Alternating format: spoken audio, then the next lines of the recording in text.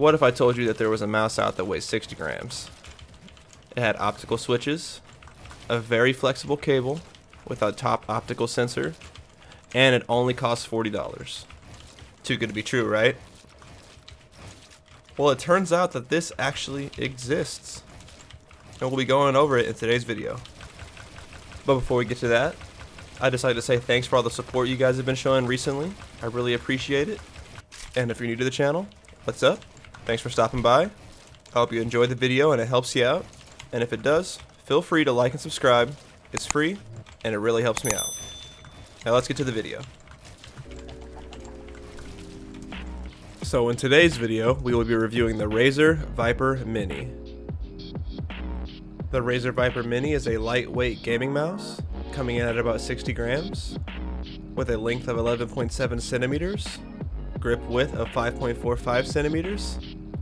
It has an ambidextrous design, although it's not a full ambidextrous mouse as there are only side buttons on the left side of the mouse.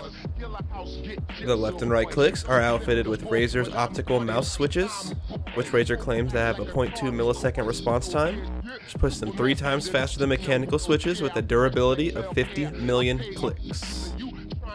Another feature on this mouse is Razer's SpeedFlex braided cable, which is a flexible cable designed to produce minimal drag to give us all that wireless feel that we desire. Razer went with 3 mouse feet on the bottom, a large one in front and a large one in back, both made of PTFE, and one wrapped around the sensor in the middle, made of some other material that I do not know. Thought it was a weird decision that they decided to make 2 in PTFE and 1 in a different material, but who knows. And last but not least, we have our sensor, which is a Pixart 3359 that goes up to 8,500 DPI. Razer also has their Razer Synapse software, which allows you to customize which buttons on the mouse do what, your DPI from 200 to 8,500 in steps of 100, lighting, and surface calibration. As for grip styles, I couldn't really get a comfortable palm grip on this. I think the size makes it best for fingertip or claw grips. And here is a sound test for you for all of the buttons.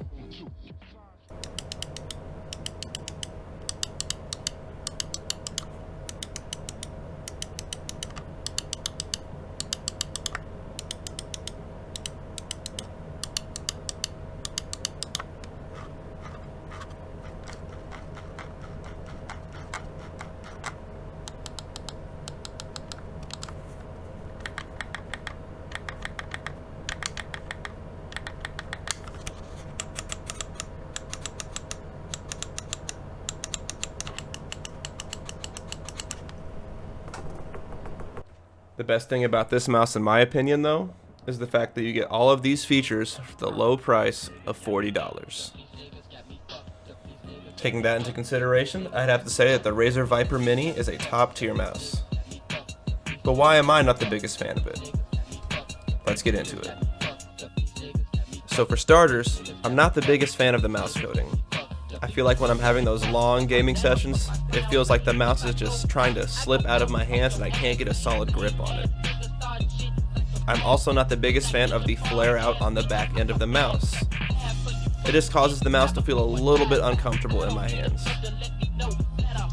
I'm not a biggest fan of the click sound as well. I think they're a little bit flat in my opinion. But if there is one thing that I think is truly holding this mouse back, it'd have to be the side buttons. I've never used a mouse where the side buttons were this hard to actuate.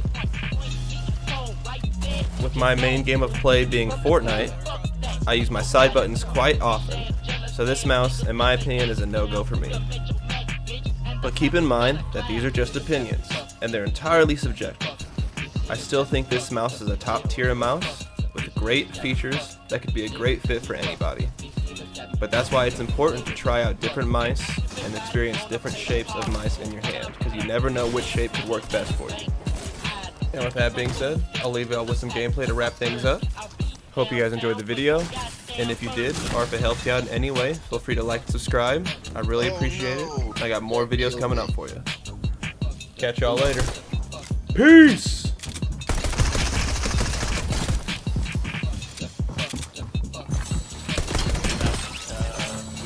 He's above you.